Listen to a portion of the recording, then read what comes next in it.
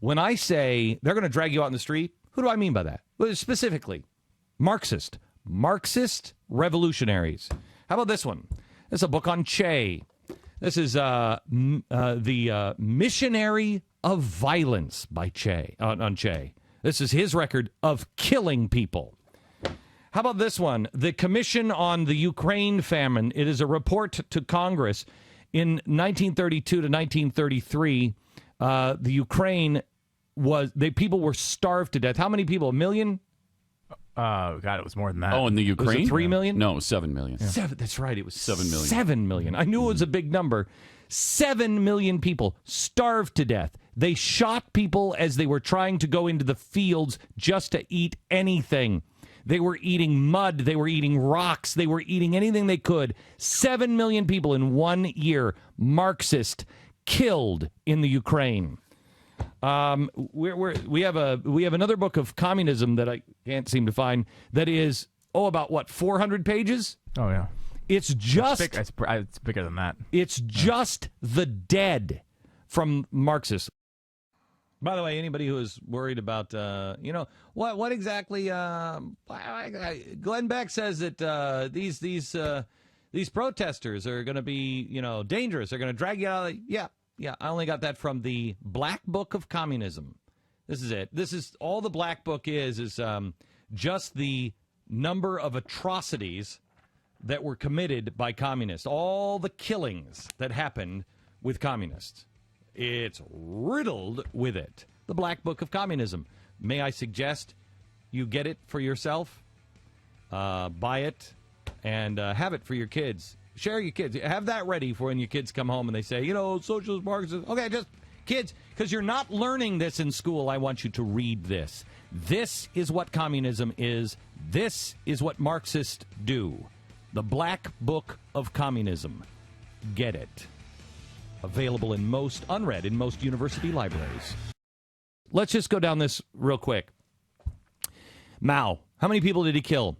60 million? 60 million. Some people put it as high as 80 to 90 million, but you can safely say 60 million. Stalin. You know what Stalin's main job was?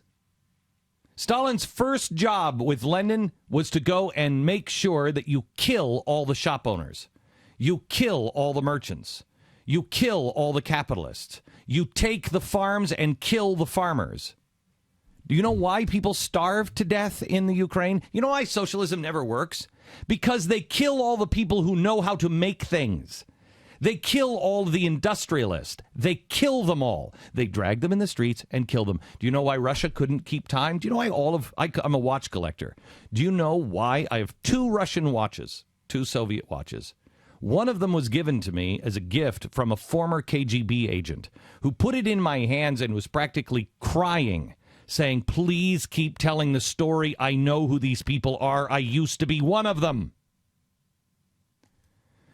You know why all their watches suck? Because they killed all the watchmakers.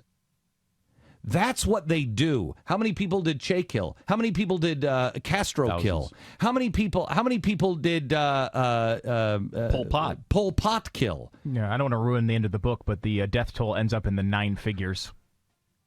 Okay, it is always the same way. Now, those are Marxists. Now let's also go to collectivists. How did the French Revolution end? What was the French Revolution? What was it?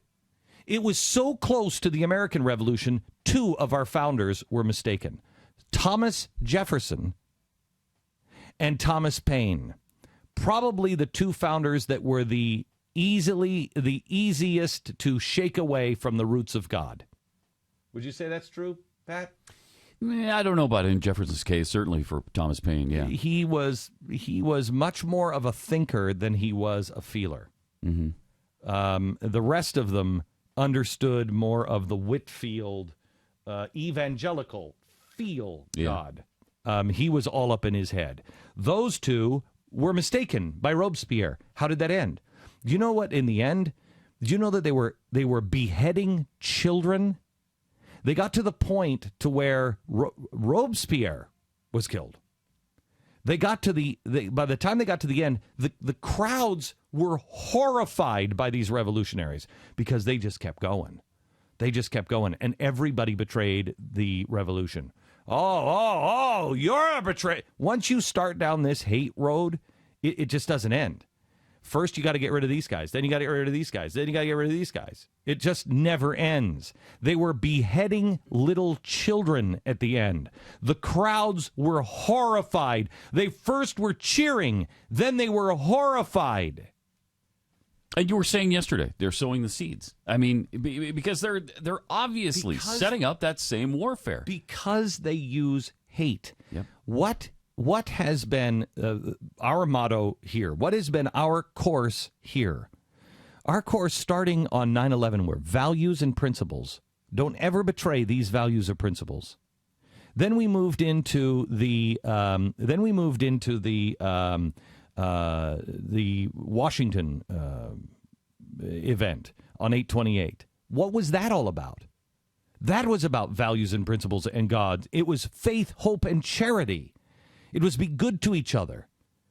It was about equal justice. It was about love, not social justice, which then man gets to decide who keeps it and who doesn't. Ours is equal justice. Everyone is judged equally. Content of character, not color of the skin. Not social justice, where man has to decide.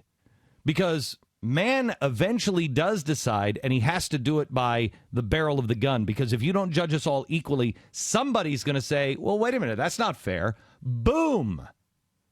Don't talk to me about how it doesn't end in violence. It ends in violence with Marxists every single time the same way. Do you know what the French Revolution, their final solution was for the joblessness?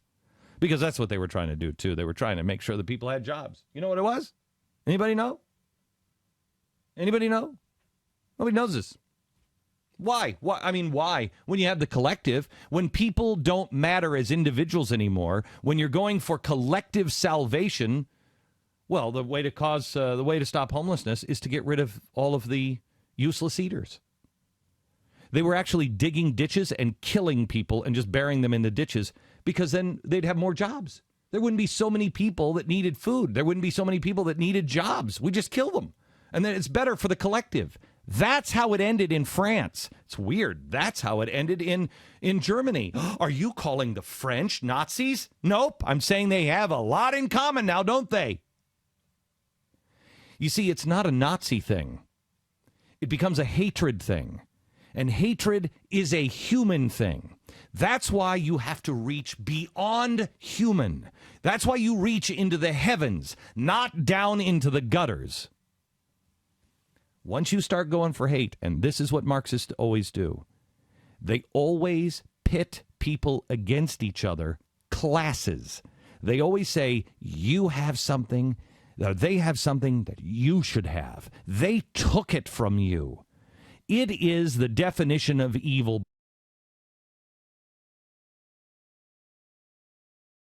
If you want to counter what a college professor says about how Marxism doesn't involve violence or doesn't need to involve violence, there's one book that you need to read, and it's called Modern Times by Paul Johnson. One of the best books ever written. It's about 800 pages, so start now. But it really shows that what you're taught in college, I mean, there are some college professors, Marxists, who won't admit that any of the leaders were violent at all. Some of them will say, well, Stalin was, and there were the purges, and they'll admit to that. But if you're a student of history, you realize that it began with Lenin and Trotsky as well. From the very beginning of the Bolshevik Revolution, they were into the art of executing people for the purpose of silencing political dissent. And in no way do we need to seek another explanation than what I was talking about before. Human nature is such that we want to compete with one another. What that means is that we want to get stuff. I mean, that's just a part of us. We all, they can talk about greed all that they want, but everyone has it within them. We're fallen beings. We're greedy. We want to own things. And when you try and implant this unnatural system and tell people that they can't own anything and take things away from them, they're going to become violent, and you will only accomplish it through violence. First, it starts with nudge. that's why Cass Absolutely. Sunstein is so dangerous, is because it starts with nudge, Yes. and then it's shove, and then it's shoot. Paul, you were just saying, I mean, I recommended the book at the top of the show, The Black Book of Communism. It's a terrifying book. It's a terrifying book. And then you say to me, oh yeah, no, but there's another one. Sure. This is From the Gulag to the Killing Fields. And this book gives you first-hand accounts, so historians would call that primary sources, where you're actually listening to those that were in the gulags, in the re-education camps. Communism in practice, you could call it. What is it? What are the fruits of communism? What does it bear? And here you see in these camps from the survivors, because of course the dead have no voice. They're gone. But for those who were fortunate enough to survive, you've got primary source accounts of their testimonials as to what happened to them in this incredibly vast system that spread through multiple countries to so-called re-educate those who didn't come along with the program. This is what frightens me on all of this is the fact that you have so many radical Marxists, so many, I mean, Van Jones, if you read his work from the 1990s, fan of Stalin, upset the Soviet Union fell, tried to start a revolutionary group to bring back hardcore communism in America. When it failed, he said the reason why is because they were too overt about it. Americans won't accept that revolutionary spirit, so you have to be more covert, and you have to drop the radical pose for the radical ends. And when you see what's happening here, it reminds me of the beginning of the Night of Long Knives, where Hitler had his or the stormtroopers, right? Yeah. Stormtroopers, SA. And these were the guys that were just thugs. They were just thugs. And every time they did something on the street, Hitler would say, "Oh, you know what, man, they're out of control. I'm going to stop them. You know, they don't really work for me. It's just they're out of control. I'm going to stop them." Or it was just this one bad guy. Well, they're the ones that really got the society to do the Hitler salute, because they would frighten people. If they'd walk by you, and you wouldn't salute, they'd beat you in the streets in front of everybody. So then everybody just did it.